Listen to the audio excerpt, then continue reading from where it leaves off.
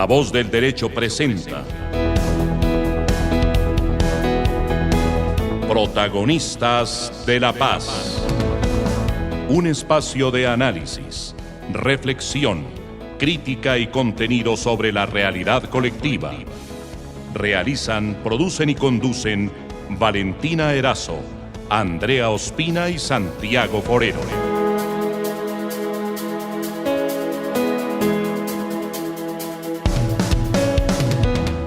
Protagonistas de la Paz. Le damos la bienvenida a toda nuestra audiencia a un nuevo programa de los Protagonistas de la Paz. Un programa comprometido con la visibilización de opiniones y vivencias en torno a la construcción de paz y la justicia transicional. Una apuesta de sensibilización a la opinión pública, a la academia, a los movimientos sociales y al Estado sobre la importancia de incluir en los debates jurídicos, sociales y políticos las diferentes voces y visiones como parte de un ejercicio democrático e incluyente. Como acostumbramos todos los martes a las 6 p.m. con repetición los miércoles a las 12 y a las 7 a.m. Hola Laura, ¿cómo estás? Hola Santiago, ¿cómo estás? Muy bien. Cuéntanos un poquito, ¿cuál es el tema de hoy? ¿Quién es nuestra invitada? Bueno, el día de hoy tenemos una invitada bastante interesante y es Celsy Anger. Ella nos visita desde Quebec, Canadá. Es abogada quebequense, ejerció como fiscal durante varios años para luego dedicarse a la defensa de derechos humanos en varios países, entre esos el Congo, y actualmente está en nuestro país trabajando en el acceso a la justicia de mujeres como representante de Abogados Sin Fronteras Canadá. Entonces, el día de hoy vamos a estar hablando un poco de esos contrastes de contexto entre la República Democrática del Congo, Colombia, y ver cómo no somos tan diferentes en ciertos aspectos. Hola, Celsy, ¿cómo estás? Hola, buenas tardes. ¿Bien y ustedes? Muy bien, gracias. Bienvenida, Celsy. Gracias por la invitación. Gracias a ti por acompañarnos en este espacio. Celsy, precisamente hablando un poquito de la República Democrática del Congo, sabemos que es el segundo país más grande de África y cuenta con importantes riquezas minerales. Sin embargo, también es uno de los países más pobres del mundo y ha estado asolado por los conflictos la mayor parte de los últimos 20 años. ¿Nos podrías contar un poquito sobre la dinámica de violencia, los actores principales de su conflicto y las principales características del conflicto? Claro que sí, gracias.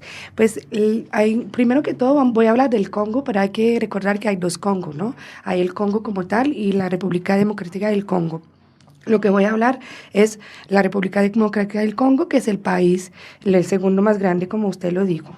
Entonces, una de las particularidades del Congo que hay que entender para hablar del conflicto y las dinámicas de violencia es que se encuentra en toda la mitad de África, ¿no? Entonces, comparte sus fronteras con más de 8 países y otros países que también tienen sus propios problemas. Entonces, eso se transcede fronteras y tiene mucho impacto en el Congo mismo. El conflicto congolés es muy complejo, muy complicado. Para dar un ejemplo, en 2009 hubo acuerdos de paz con 21 grupos armados.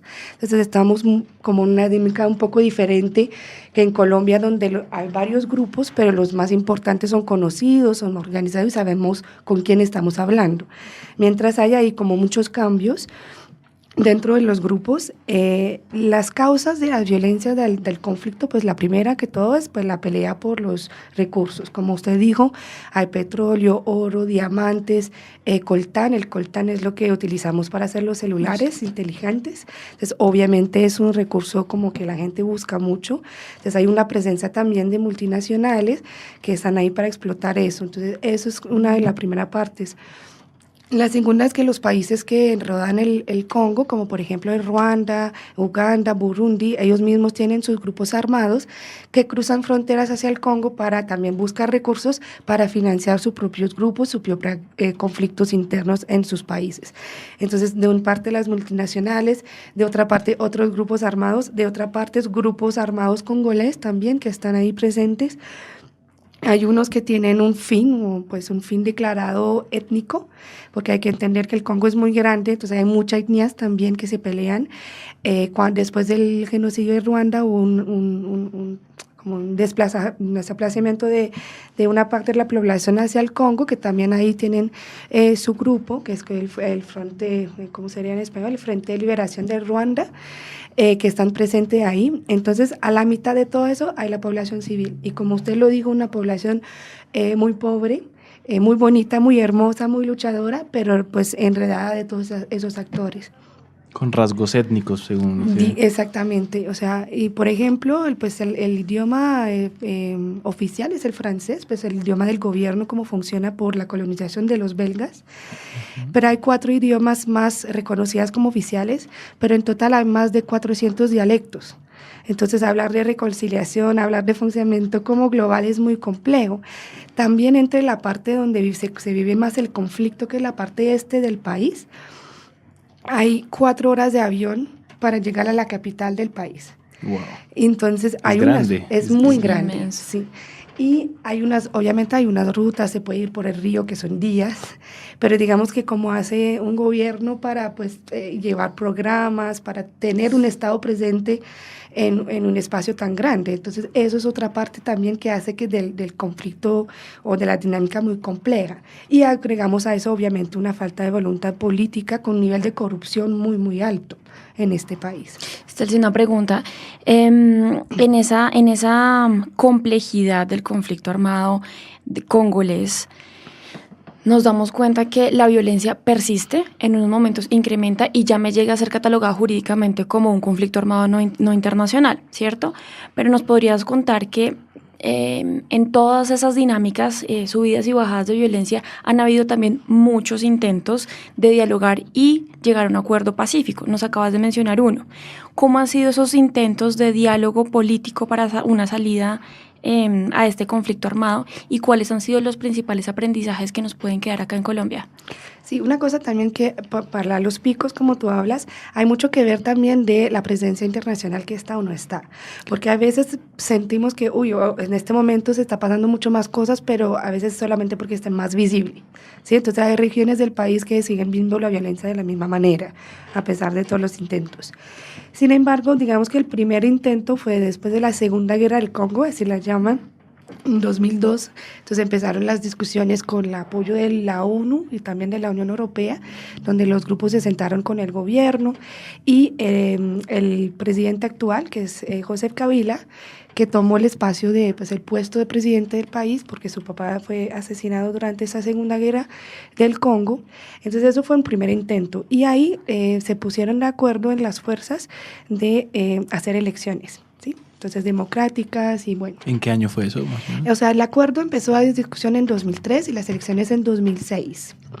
Y de ahí llegó también una constitución renovada, con nuevas reglas del juego, por decirlo así. Entonces se pusieron de acuerdo y también en ese gobierno pues ganó también el hijo del expresidente, Joseph Kabila, pero hubo como un intento de poner voz de cada grupo, una representación como política de los que se estaban como ahí pues involucrados en el conflicto. Entonces fue en 2006. Sin embargo, otras fuerzas siguieron pues peleando y también pues hablamos de los grupos armados, pero también el gobierno, las mismas fuerzas armadas del gobierno tenían también responsabilidad de muchos crímenes de lesa humanidad y de guerra. Entonces, también hay que mencionarlos, que son un actor ahí totalmente implicado en el conflicto. Entonces hubo otro intento en 2009, como les decía, como 21 grupos firmó ahí. Hubo un intento, y eso yo creo que no se pasa así como aquí en Colombia, pero es importante hablarlo. Entonces lo que hicieron es decir, los que están armados, lo que saben es pues hacer la guerra, defender, estar armados, ¿no? Entonces le integraron a todos esos guerrilleros dentro del Ejército Nacional. Que es como un patrón muy usual en África, en diferentes países africanos, ¿cierto? Claro, porque uno dice como, bueno, hace tantos años que esas personas son la ley acá, son las fuerzas acá, entonces pues la integramos en el ejército, ya lo están haciendo de manera legal, de manera legítima, ¿sí? Claro. Y dentro de un marco. Y que se repiten muchos procesos de justicia tradicional, ¿no? Yo creo que, digamos, mirando similitudes con el colombiano, hay ciertas excombatientes que, digamos, han empezado a asumir, por ejemplo, en la Unidad Nacional de Protección en Colombia, sí, unos roles de organismos de seguridad dentro del Estado. Ahí tiene que ver un poco con la confianza, ¿no? En términos de protección, evidentemente las personas que fueron parte o partícipes de grupos armados, va a ser un poco más difícil que empiece a darse esa confianza con los que antes eran mis enemigos. Claro, con unos antecedentes. Exactamente.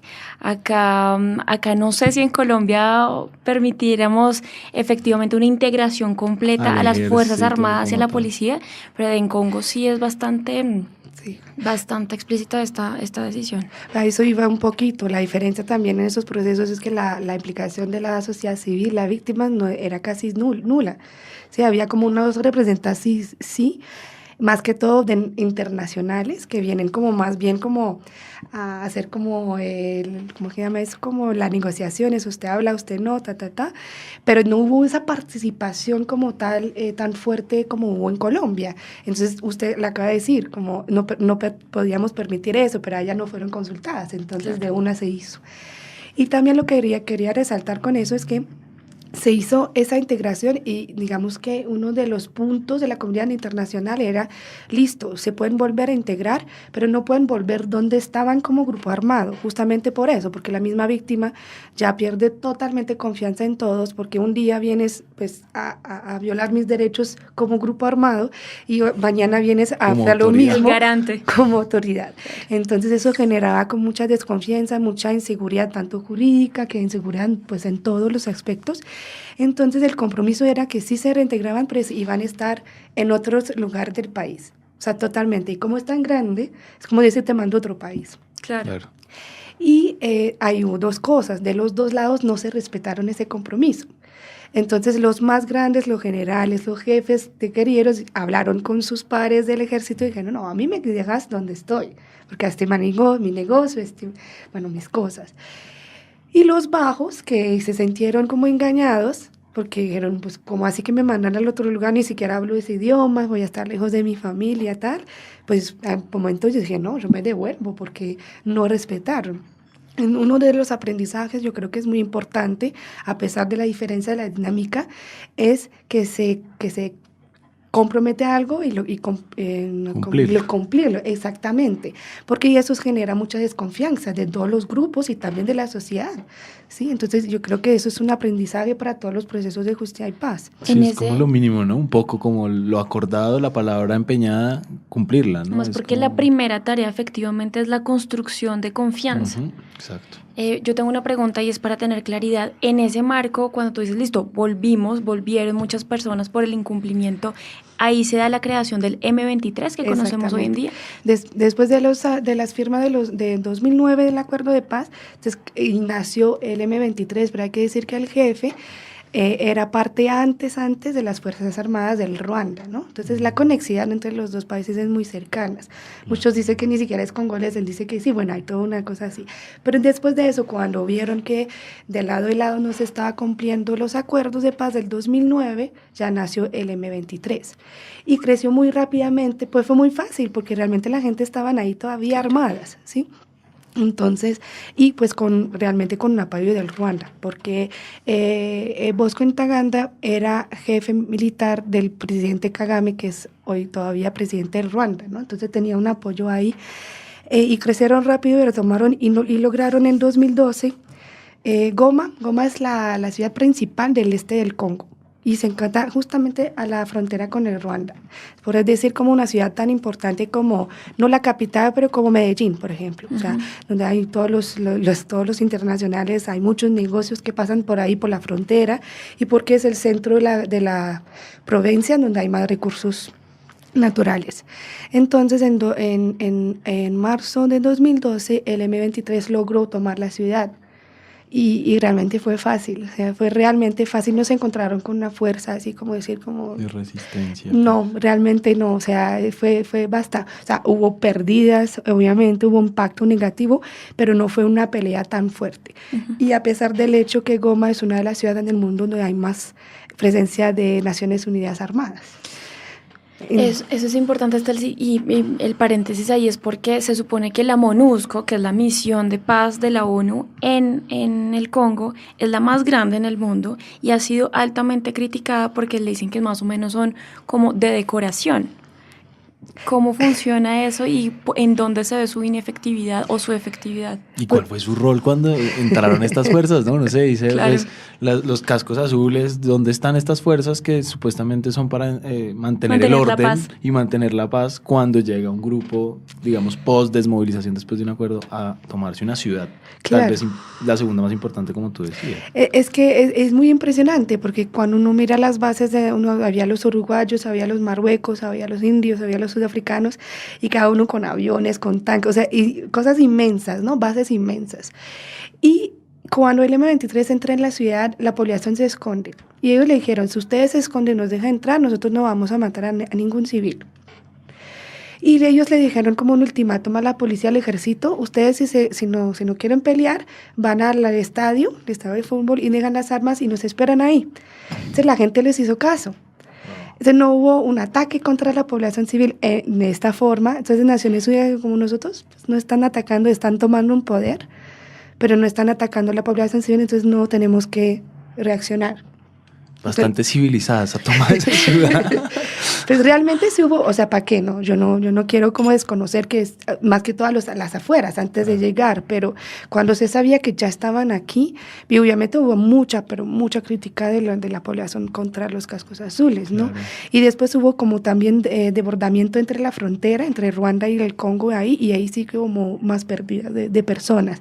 Y así pues ya hubo discusión, pero el día que Naciones Unidas dijo vamos a salir y a securizar la frontera, pues cada uno se volvió a su lado y ahí quedó. Entonces podrían tener un poder muy fuerte, pero con todos esos tipos de mandatos que tienen, etcétera, es muy difícil.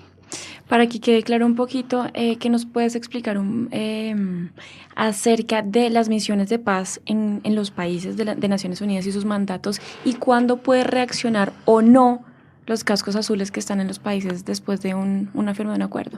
Pues se supone que el mandato general de un cascos azules es mantener la paz y apoyar la construcción de paz. Entonces no hacen ataques, no hacen puestos de defensa, por ejemplo.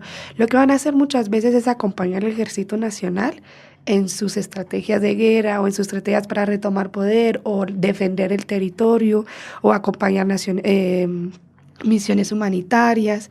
Sí, eso es más bien lo que van a hacer realmente. Los mandatos por cada misión de cascos azules dependen del mandato que el Consejo de Seguridad ha dado. Entonces, por ejemplo, en Haití, también pues la segunda más grande ya se ha reducido mucho, pero es la más vieja, la misión más vieja y pues ha cambiado, pero es la más grande en una época, pero en Haití no es un conflicto en sí. O sea, es otro tipo de violencia, ¿verdad? Entonces el mandato ahí es muy diferente. Aquí, por ejemplo, la misión de verificación de Naciones Unidas no es una misión armada, ¿sí? Es una misión de verificación. Entonces todo depende del Consejo, del mandato que le ha dado el Consejo de Seguridad, que puede ser bastante amplio o bastante específico, pero muchas veces es muy limitada. Y en el Congo está el, si por ejemplo, una de las críticas es que la MONUSCO, por ser una misión armada, entre paréntesis, y tener los cascos azules, empiezan o han empezado a ser actor dentro del conflicto armado.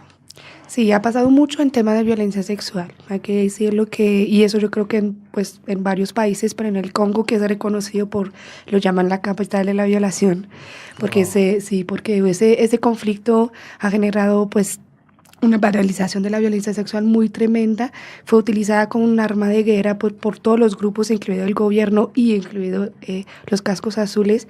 Los cascos azules o la MONUSCO, no es como que lo utilizan con arma, pero se supone que no son un actor del conflicto. Pero lo que pasa es que sí se vuelven como un agresor, ¿sí? Entonces hubo muchos casos y por lo que hablamos al inicio, pues la falta de estructura, la falta de sistema judicial, de denuncia y toda la cultura pues patriarcada que viene con eso del miedo de denunciar.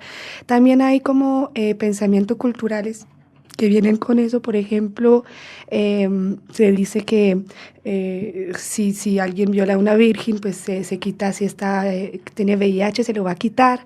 O sea, todo eso que se mezcla, ¿no? Pero la responsabilidad ahí de los cascos azules sí fue reconocidos que fueron agresores y cometieron un montón de violencia sexual. Y es más, después hay como muchos niños, o sea, en Congo la gente es una población negra, y tú llegas con niños de ojos azules y rubios, entonces ahí es más difícil de negarlo porque así fue. Entonces, y en Haití, por ejemplo, también hubo, como hace poquito se salió todo el caso después del terremoto, los que llegaron tanto de Naciones Unidas que otras ONGs, que me duele decirlo también, que cometieron ese tipo. El tipo de violencia, cuando se habla de violencia sexual en todos esos lugares de vulnerabilidad, sí en países donde no hay tanta vulnerabilidad se comete todavía con impunidad, entonces hay que imaginarse en esos contextos. Claro, mucho más difíciles. Exactamente. Y muchas veces también hay como un impacto como perverso un poquito también de todo lo que pasa con la ayuda internacional, la presencia de la comunidad internacional, ¿no? Porque, por ejemplo, uno puede decir, voy a hacer una escuela para niñas, porque ellas no tienen, pero tienen que caminar hasta allá para ir. Entonces yo estoy como, sí, dándole educación, pero estoy pidiéndole que camine un camino, exponiéndola a posibles agresiones. Entonces hay todo eso y la presencia pues, de más hombres, de hombres armados que también vienen de otros países. Por ejemplo, en Congo había una brigada de Bangladesh, una brigada de Uruguay, por ejemplo. Entonces, ellos también vienen de otros contextos difíciles, todo eso se mezcla. Claro. Estel, sí, y una preguntita, ahorita nos comentabas un poco que en la República del Congo en el 2006 se hace el acuerdo de que haya nuevas elecciones. Uh-huh. Sabemos que en diciembre del 2018 van a tener elecciones presidenciales. ¿Cuál es el ambiente actual? ¿Cómo está, digamos, esta democracia nueva, por así decirlo? ¿Y cuáles son los temores en relación a la persistencia o aumento de la violencia? Pues para explicarles, después de las primeras elecciones en 2006, que fue acordada, hubo otras en 2011, hasta ahí vamos bien, íbamos de lo que se había acordado a los 5 años. Pero había que tener otras en 2016. Y el presidente actual dijo, no, yo me tengo que quedar.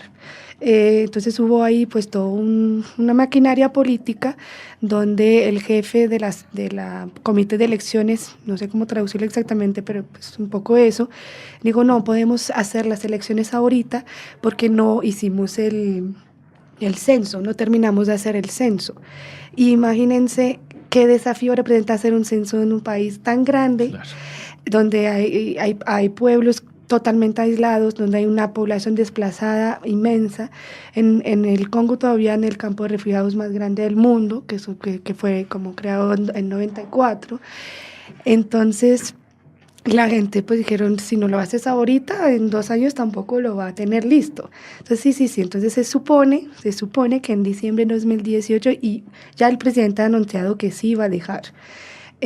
Conociendo el Congo todo es posible, realmente, o sea, yo espero que no, que sí realmente van a proceder a elecciones, pero mira que estamos ya a inicio de noviembre y yo estaba hablando con unas personas y todavía no se ve como ese esfuerzo de censo, de buscar materiales, etcétera. Entonces, pero obviamente las últimas elecciones hubo en 2011, pues funcionaron más o menos, pero igual hubo mucha violencia, hubo quemada de puestos de votación, hubo personas desplazadas entre las fronteras también, por parte de grupos, pero también por parte de los gobiernos para jugar eso con un número de personas que votan. O sea, realmente la población civil en el Congo es como un poco secuestrada por todas partes, ¿no?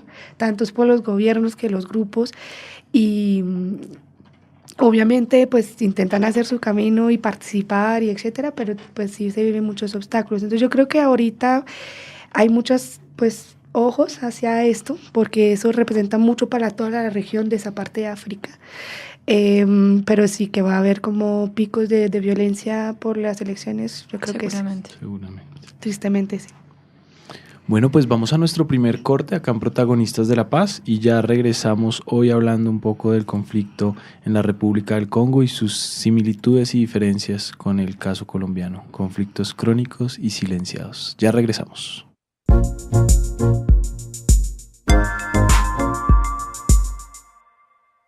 Regresamos a nuestro segundo bloque en Protagonistas de la Paz, hoy Congo y Colombia, conflictos crónicos y silenciados, con una abogada quebequense que nos está ilustrando un poquito. Estel, sí, muchas gracias por estar acá. Retomando un poquito el tema, hay 3 situaciones que han afectado tanto la República Democrática del Congo como a Colombia, siendo pues el desplazamiento interno, el reclutamiento de menores y la violencia sexual. ¿Cuáles crees tú han sido y son los retos en este contexto congolés y qué puede aprender Colombia para asumir estos retos también que tenemos en este país? Pues sí, primero el tema de violencia sexual, que hemos iniciado un poquito a hablar de esto. Mira que el Congo en 2009 tuvo la ley contra la violencia sexual, que fue como apoyada para elaborar esa ley, apoyada por la Unión Europea, los canadienses también estuvieron ahí, y es una ley muy buena, o sea, tiene todos los tipos de delitos sexuales ahí, todos los tipos de participación descritas, los delitos agravados por ser incapacidad, por ser menores, o sea, realmente es una ley muy buena. Sin embargo, no hay aplicación, ¿sí? Entonces, eso yo creo que es un aprendizaje muy bueno también, porque Colombia es un país con muchas leyes, es un país muy legalista, es un país donde hay muchas herramientas jurídicas, pero eso no es suficiente y mucho menos después de una salida de un conflicto o dentro de un conflicto o de una transición, ¿sí? Entonces no podemos decir solamente tema de violencia sexual, tema de género, tema de protección de las mujeres o de las víctimas más vulnerables, listo, tenemos la ley, tenemos la política, así quedamos. Yo creo que eso es algo que podemos utilizar, porque lo que les comentaba, que en el Congo se comete mucha violencia sexual, obviamente hay territorios que ha bajado mucho las cifras. Sin embargo, no ha aumentado tanto las denuncias. Entonces, y decir que tenemos ahí como juicios, decisiones, que se puede utilizar, no estamos a ese nivel para nada. Es más, los crímenes de violencia sexual fueron reconocidas por la Corte Penal Internacional y unas víctimas recibieron reparaciones del Fondo para las Víctimas de la Corte Penal Internacional. Este fondo funciona sin que haya una condena, ¿sí? Entonces es suficiente que la Corte haga un análisis de contexto y decir como si aquí hubo violencia sexual, hubo crímenes de lesa humanidad, entonces vamos a reparar a las víctimas. Entonces ahí había como un apoyo de físico, del médico, etcétera, una atención médica, después psicosocial, después jurídica y algo productivo, ¿no? Para que puedan como volver a hacer su proyecto de vida. Entonces, eso yo creo que también son procesos que podemos aprender, no necesariamente solamente con la Corte Penal Internacional, porque aquí en Colombia sí hay funcionamiento del Estado, sí hay programas, entonces quizás no esperar justamente que la JEP se pronuncia o que un tribunal ordinario se pronuncia en tema de violencia sexual y ya empezar a estar más activa en la reparación y el acompañamiento de las víctimas de violencia sexual, porque además en un conflicto en Colombia o que sea en el Congo aún peor, porque hay muchos actores, ser capaz de identificar quién fue, cuál grupo, en qué momento, es muy complejo. Entonces no tenemos que esperar esa culpa penal o esa definición en la Jurisdicción Especial para la Paz para reparar y acompañar a esas víctimas de violencia sexual. Yo creo que se tiene que hacer desde ya. Como ese acompañamiento psicosocial, incluso Claro. poder empezar a estar ahí con las víctimas. Más sí, se ha puesto, digamos, a las víctimas en el centro del proceso. No esperar también esas verdades jurídicas que muchas veces no responden también a las verdades en los territorios, ¿no? Exactamente, y hay que aprender también de los mismos procesos en Colombia. Por ejemplo, en Justicia y Paz se veía muy fácil en las declaraciones de hablar cuántas personas maté, cuántas personas desplacé, cuántos masacres. Pero hablar de violencia sexual es muy difícil porque uno ve a la mamá ahí que le está mirando y dice como, ¿en serio, mijo, hiciste eso? Entonces siempre la violencia sexual va a ser muy difícil que se diga la verdad de una y que la persona la reconozca. Entonces, aún menos en esa verdad jurídica que usted está hablando. Que esto por detrás de esto entonces está la existencia de estos estereotipos, roles, tabúes, etcétera. ¿Y qué nos podrías decir de iniciativas que se hayan dado en el Congo en cuanto a modificaciones de esos estereotipos para incentivar la denuncia y disminuir la discriminación y la violencia, en este caso sexual? Pues sí, nosotros hemos trabajado cuando estaban por allá con grupos de mujeres, pues siempre pasa por ahí, ¿no? El empoderamiento de las mujeres mismas, o sea, hablar de sus derechos, pero algo importante ahí es respetando la cultura. O sea, es mentira que hay una cultura de violencia, eso no es verdad.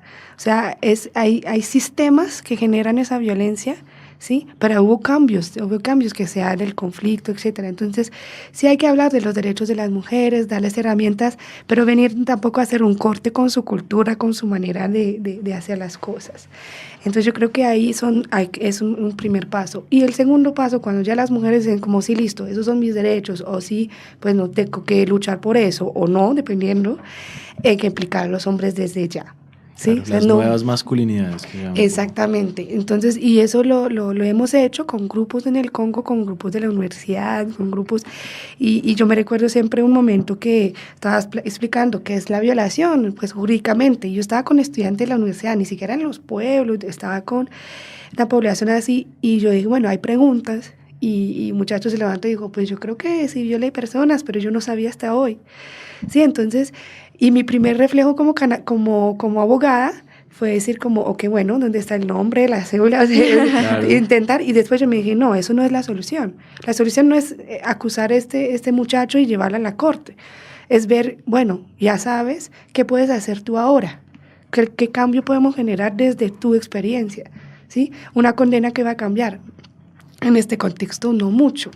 ¿Sí? Mientras el reconocimiento es una cosa, la verdad es otra, y después cómo esta persona se vuelve un agente de cambio en su comunidad, en su país. Entonces yo creo que de ahí, o sea, hay más que apuntar que solamente condenas y... Ahí entramos un poco al tema de responsabilidades como tal. Entonces, una cosa son las responsabilidades del Estado, que de hecho con el tema que veníamos antes de nuestra pausa empiezan a haber implicaciones de responsabilidades de Naciones Unidas, por ejemplo, y por el otro lado está el tema de responsabilidad penal individual. Y ahí es cuando entra tanto Sistema Nacional como Corte Penal Internacional, que también la mencionamos. Siempre se ha dicho que, de hecho, los países africanos son los únicos que han sido objeto de la acción o el actuar de la Corte Penal Internacional. Y ha sido muy criticados. De hecho, hace 1 año, 2 años, los países africanos se unieron y dijeron no más, aquí hay cierta imparcialidad y por qué solamente nosotros. Y la pregunta un poco es a cómo se hace funcionamiento de la Corte Penal Internacional para que nuestros oyentes comprendan cuándo acciona, cuándo entra a entrar y cómo ha sido esa remisión de los casos ante la CPI por parte, para ver los casos del Congo, porque de hecho uno de los primeros juzgados que fue Lubanga fue congolés. Entonces el Congo para la CPI es uno de los países más importantes.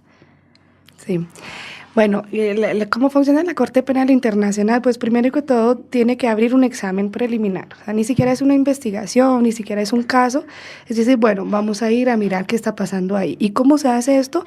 Recibiendo información, que sea de víctimas mismas, que sea de la sociedad civil, que sea de los mismos gobiernos, a veces pasa. Y ahí a veces hay como ese desbalance en unos países donde el Estado o la sociedad civil es muy... separadas o no tan fuertes. Entonces es posible que la Corte reciba información solamente del gobierno sobre los grupos armados, pero nadie está mandando información sobre lo que está haciendo el gobierno. Entonces, ahí puede ser una explicación de por qué hubo como más acciones de la Corte Penal Internacional contra los grupos armados al margen de la ley o los grupos insurgentes que contra estados. Y hay organizaciones igual internacionales haciendo seguimiento a los acuerdos.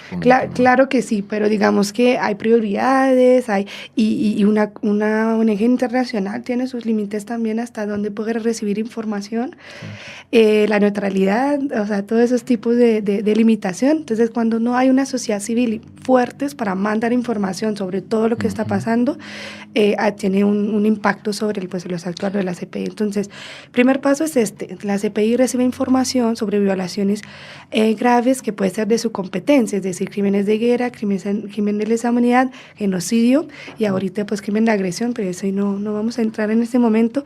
Entonces reciben eso y cuando ya tienen suficiente información, empiezan a preguntar, o sea, quiero más información sobre esto al gobierno, sobre otras organizaciones. Y cuando ya dicen, bueno, sí, está pasando algo, abren el examen preliminar.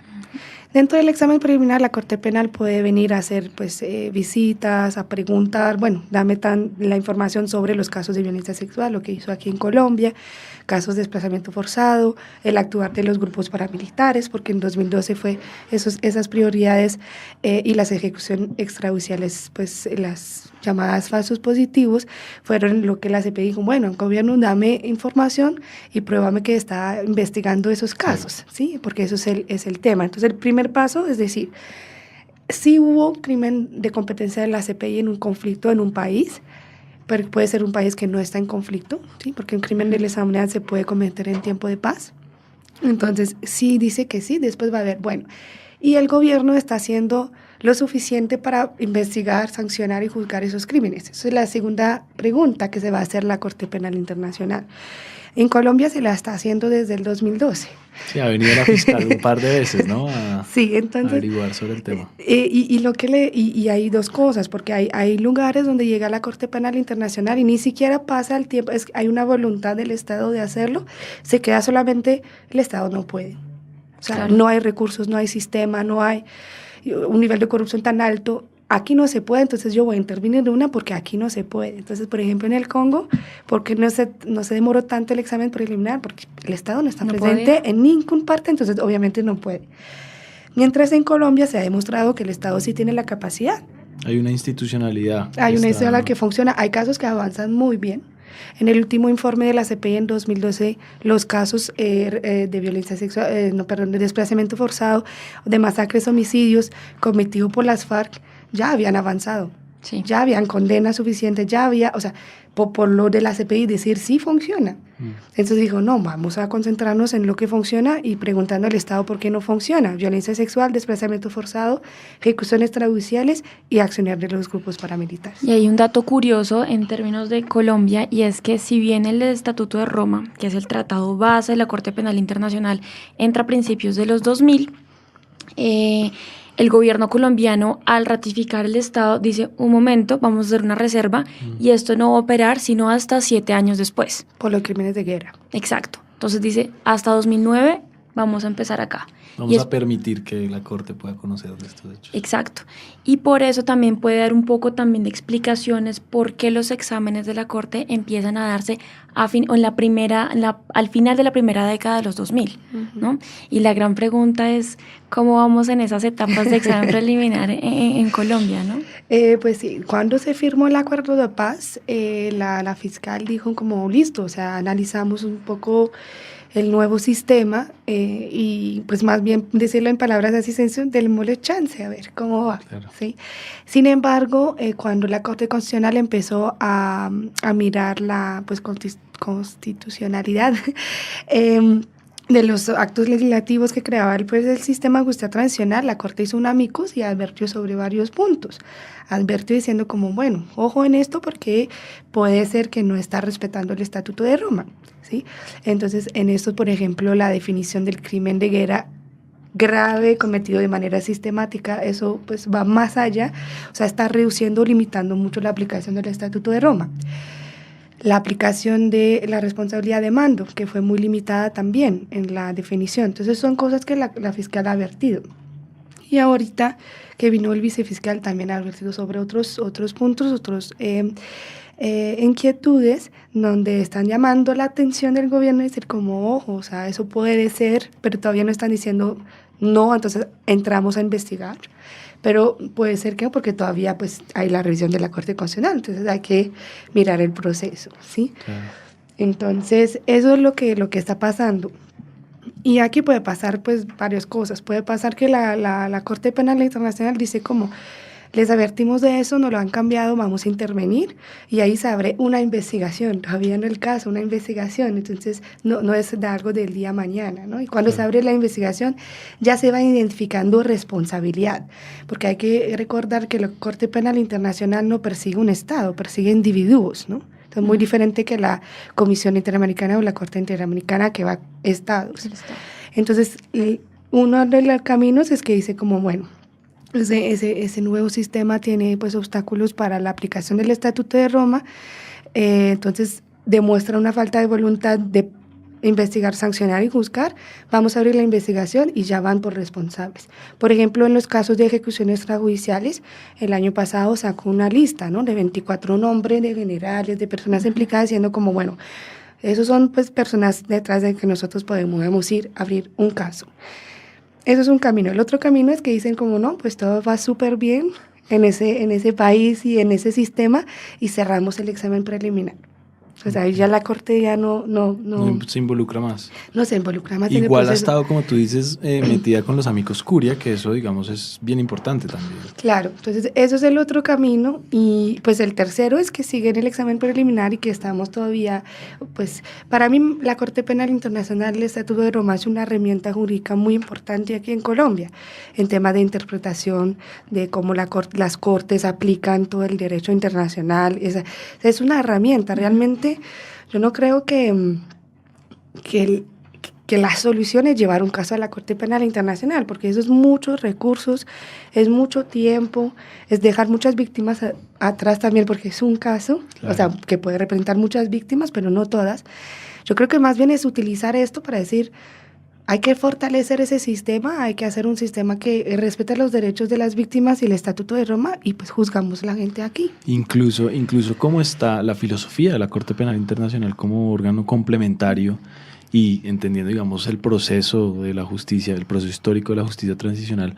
Lo que se busca también es fortalecer las instituciones nacionales antes de que llegue una entidad internacional pues a regular o a reglamentar o a regular sobre todo los conflictos. Entonces creo que en ese sentido pues tiene mucha razón estar ahí pendiente de lo que está pasando, sí, pero manteniendo, digamos, esa confianza también en las instituciones nacionales. Es importante que se dé esa relación, ¿no? Permite fortalecer también las instituciones nacionales, creería yo. Claro, porque como te dice, el rol de complementariedad, y hay un concepto que desarrolló la Corte en esos años que es la complementariedad positiva. Uh-huh. Entonces, que yo no vengo a decir, bueno, usted no es capaz, yo me lo llevo, más bien yo la apoyo para que lo puedan hacer, ¿sí?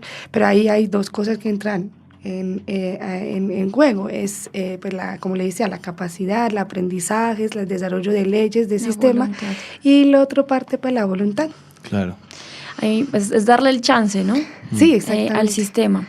Y hay una cosa, otra cosa interesante para hablar, y es el punto de que si bien la Corte Penal Internacional ha empezado a involucrarse en Colombia y ha dado conceptos de amicus curiae ante la Corte Constitucional, esos amicus no han sido acatados, no han sido tenidos en cuenta. Ese es el problema.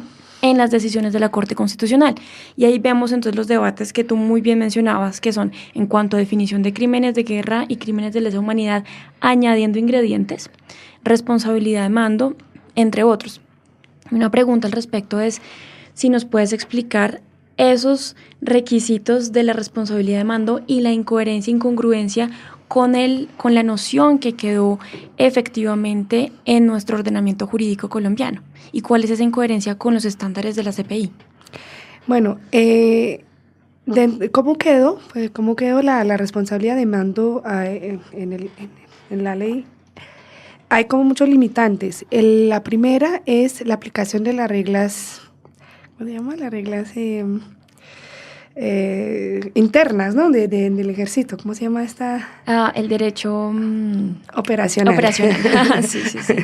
Entonces, eso es que está mal dicho decir derecho, ¿no? Reglas operacionales. Eso, reglas yo buscaba, o sea, sí. Reglas operacionales. Primero que todo, esas reglas operacionales pues solamente la conocen ellos.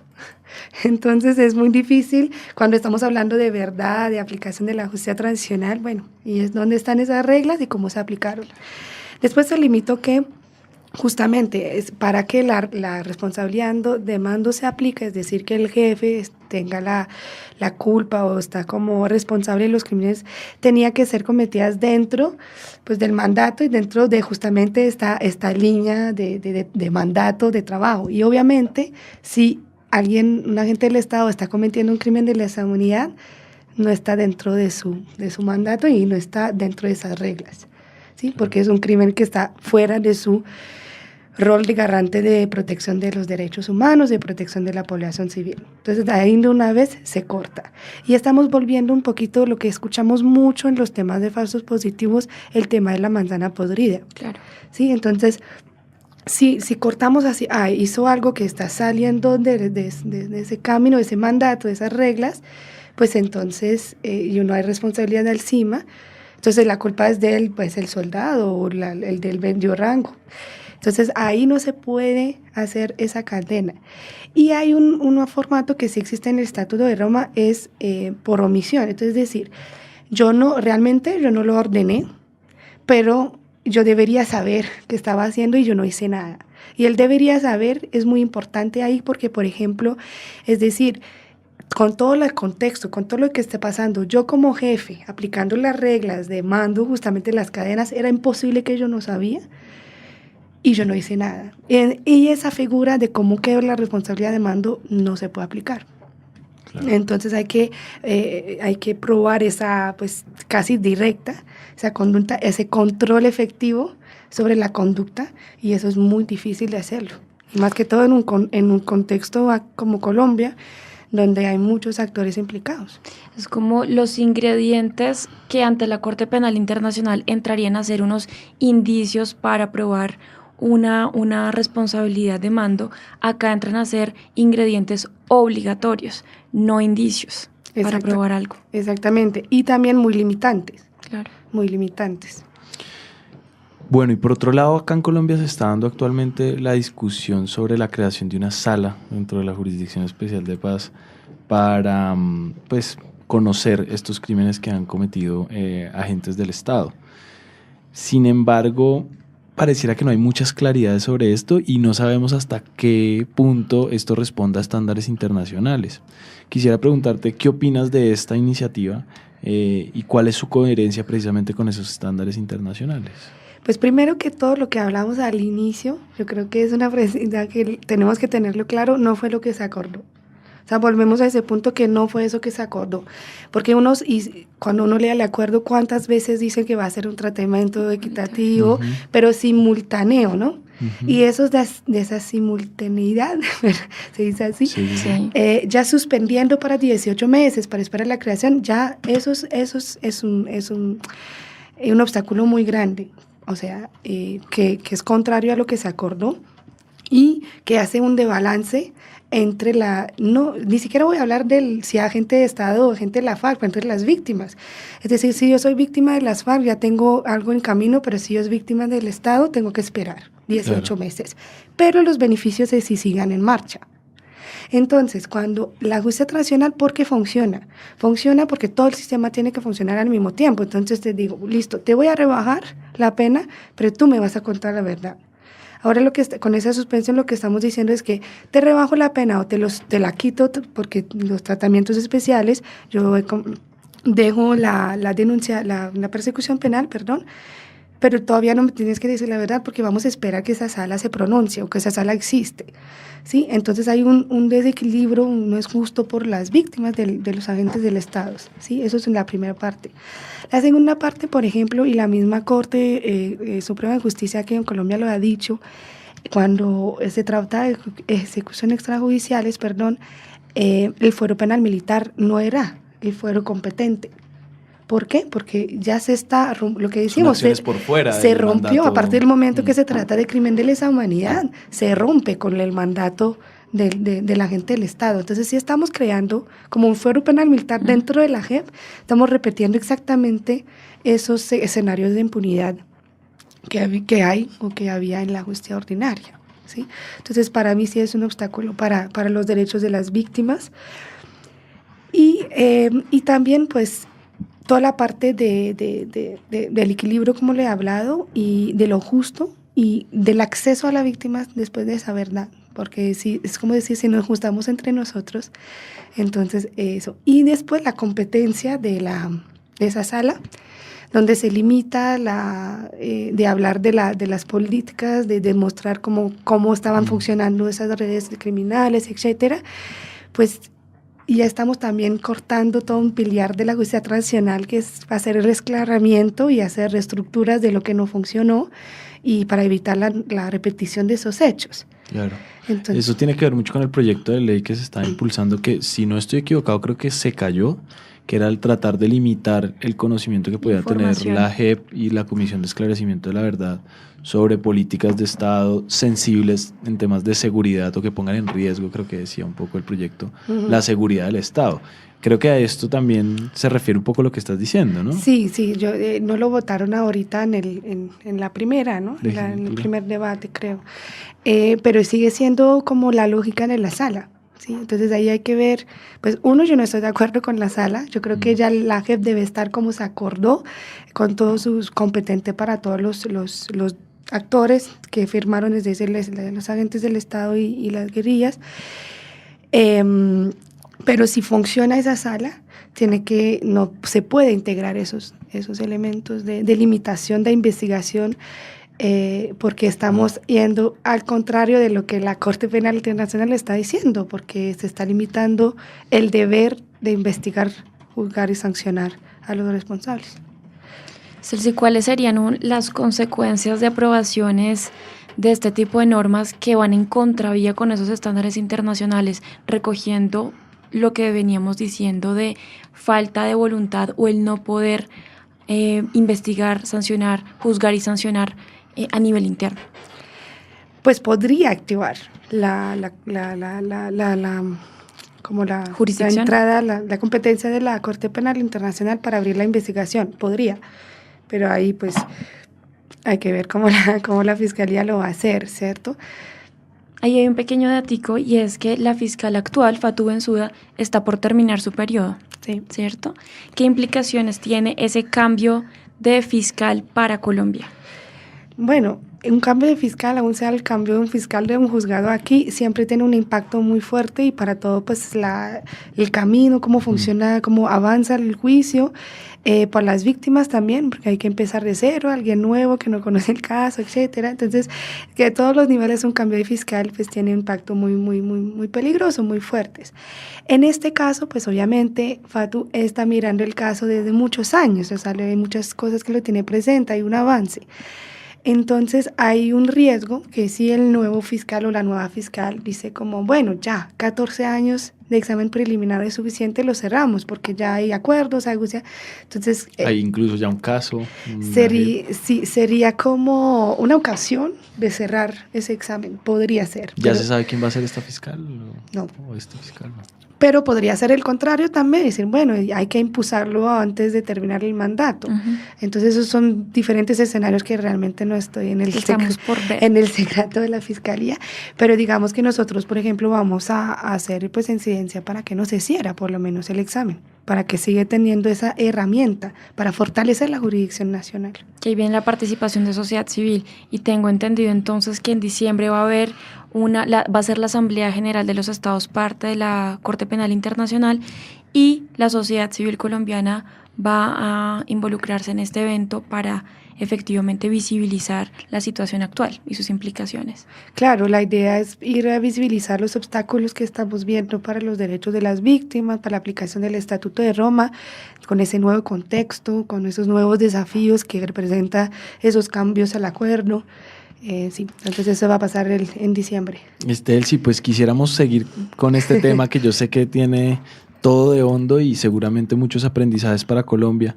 Quisiera cerrar con una última pregunta, y es, de toda esta conversación, ¿qué mensaje le darías a las instituciones y de pronto a las organizaciones de víctimas también que nos escuchan y que se están preparando o que ya están en este proceso de implementación de los acuerdos? Pues ya que estamos en la voz del derecho, yo creo que a veces hay que bajarse un poquito de los debates jurídicos, legales. Obviamente yo soy abogada también y nos importa mucho y son herramientas, pero a veces en ese proceso estamos olvidando las víctimas, que realmente las víctimas quieren y dónde están ahora con todos esos cambios, y tomar el tiempo de explicarles a ellas, tomar tiempo de discutir con ellas, como lo ven también, para poder hacer incidencia, para asegurar que al final los derechos de las víctimas, no importa quién sea el agresor, sean respetados. Yo creo que ese sería mi mensaje. Vale, muchas gracias por acompañarnos en este programa y esperamos tenerte en una próxima oportunidad. Muchas gracias a ustedes. Sí. Y nosotros los vamos a dejar con una canción divertida. Se llama Oser la paix, Atreverse a la paz, y es de un rapero congolés que se llama Lexus Legal. En una de sus partes, al principio de su canción, hay 3 líneas que me fascinan y son, primero, le Congo est fort, el Congo es fuerte, le Congo est riche, el Congo es rico, mais le Congo est faible, pero el Congo es débil. Parce que le Congo est divisé, porque el Congo está dividido. Entonces también es un llamado bien importante y cómo en el Congo la revolución artística se ha dado y se impulsa cada día para efectivamente ir en contra de la violencia que se ha vivido por los últimos 20-25 años en la zona. Entonces muchas gracias a todas las personas que nos oyeron en esta tarde y buena noche a todos y todas. La Voz del Derecho presentó Protagonistas de la Paz. Un espacio de análisis, reflexión, crítica y contenido sobre la realidad colectiva. Estuvieron con ustedes Valentina Erazo, Andrea Ospina y Santiago Forero.